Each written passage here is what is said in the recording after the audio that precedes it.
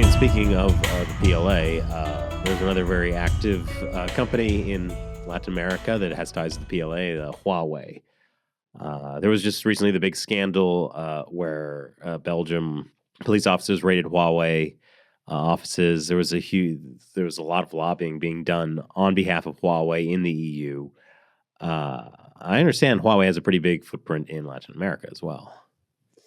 Yeah, Huawei has actually increased their efforts in engaging at a local level. So what they are doing is providing scholarships, providing paid trips, providing training, and providing hardware, but at a local level a lot. That is the main change in strategy that you could see in the last 2 to 3 years. In terms of lobby, I mean, in the Belgium case, it was basically paying members of the European Union to read letters out loud and do a lot of to represent basically the company interests in the EU. And in Latin America, I think it's pretty straightforward, and they do it openly, and there is no there. I don't think there is much doubt that they have the same strategies. In each country is different, of course. The way they engage in Chile is very different from the way they would engage in a country like Venezuela, which is much weaker in terms of institutions, or Peru, or Brazil, which tries to be a kind of like a regional leader.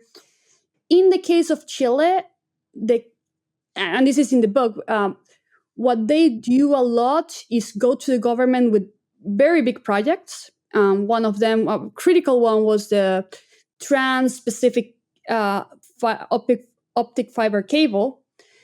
And they tell them, oh, well, we have this amazing project. We're going to do the feasibility report on study. We're going to tell you how to build it. We're going to do the routes and tell you which option is cheaper, etc. This is what was done. And of course, it looks very good, right? You are providing a service to a state that is very useful for development because, of course, more connectivity means more access to economic development, et cetera, et cetera, et cetera. There's an argument to be made there. And the big problem in the Chilean case, at least, is that when the Chilean government said, okay, so we like your project, but we want you to compete with other companies, what they said, oh, yeah, we can give you this document and we can compete, but only with Chinese companies. And that is something that the Chilean government was very skeptical about, so they changed to another system. And actually, after that, at the end, the Humboldt project ended up being taken over by Google, and later we have another one that connects through WOM. But at the time, that was the way in which they seemed to work. They would approach local governments with very big contracts, very, very good opportunities that looked very nice, provided that they wouldn't compete with any other company. And in the 5G public tender, or in the optic fiber public tender, that was very hard for Latin American countries because they tend to replicate the processes that other countries have made. And I think most countries in Latin America came to an agreement that they needed to conduct traditional public biddings or public tenders for their 5G process or their optic fiber processes.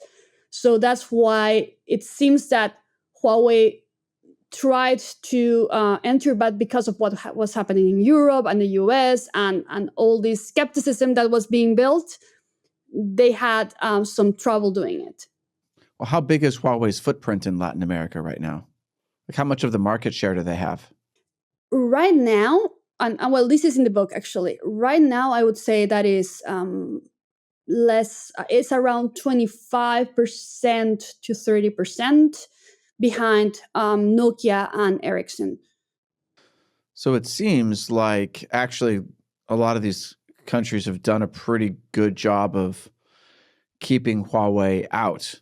I mean, assuming that's the goal, that would be my goal, but I'm not in charge of anything. You're not a Latin American dictator I am yet. No.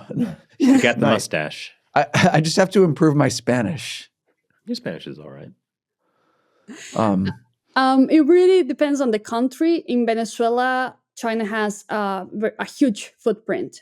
Actually, their ID card is made by ZTE, so like it's basically made by China, their identification card. In Ecuador, you have a whole security system and surveillance system that is built by Chinese companies. I think Huawei is like this big company, this big name that sounds a lot, and countries have tried to keep it or treat it with a lot of respect, so they don't get questioned later. But of course, China as a whole has many other companies. Now, what Huawei has changed in their strategy is that now they're engaging much more at a local level. They're doubling down on other technologies. I mean, there's no restriction for Huawei phones, for example. And because they're cheaper and they're not bad quality for Latin American standards, a lot of people are changing their phones to Chinese alternative. And that is something that they're achieving without any form of screening, because of course that's a free market, right? Anyone can buy whatever phone they want that is in the market. I think something that would be interesting for you is what Costa Rica tried to do. They didn't succeed at doing it, but they tried. So what they did is when they opened the 5G process, they put a condition in the public tender, which said that only companies affiliated with countries that had signed the Budapest Convention on Cybercrime would be allowed to participate as providers for this public tender. So that happened. And that immediately rules out any Chinese company. So, of course, there was a lot of backlash because of this, and discrimination. Is this neutral, or is this discretional or not, or biased, etc.? And there was a little bit of pushback there, but it was a start, right? They put a condition that did not point to China, but eventually limited Chinese presence in these competitions. The other thing that happened is that because it's not Huawei that directly applies to these processes, but they partnered with a local provider, right, an operator. Some of the biggest operators in Latin America are international. For example, Movistar is a Spanish company. And since in Europe, the whole issue with Huawei was bullying up, and they were trying to limit Chinese presence in their company, they basically replicated what was happening in Europe in their Latin American strategy. So that not only did they remove Huawei as a provider in the European market, they also did it in Latin America, because it made no sense to have different providers for different parts of the company just because they were in different places. It was I guess they wanted to prevent or anticipate any form of measure that could be taken by Latin American countries, replicating what was happening in Europe, for example. Oh, that's interesting. So a victory in Europe becomes defeat in Latin America. They learn. Thank you for watching this highlight from our hour-long podcast. The full interview is available exclusively on our website, ChinaUncensored.tv. And when you subscribe to our website, you'll also get premium China Uncensored episodes, live streams, a community chat with me, Shelley, Matt, and hundreds of subscribers. And most importantly, you'll be supporting content you love. Check it out. The link is below.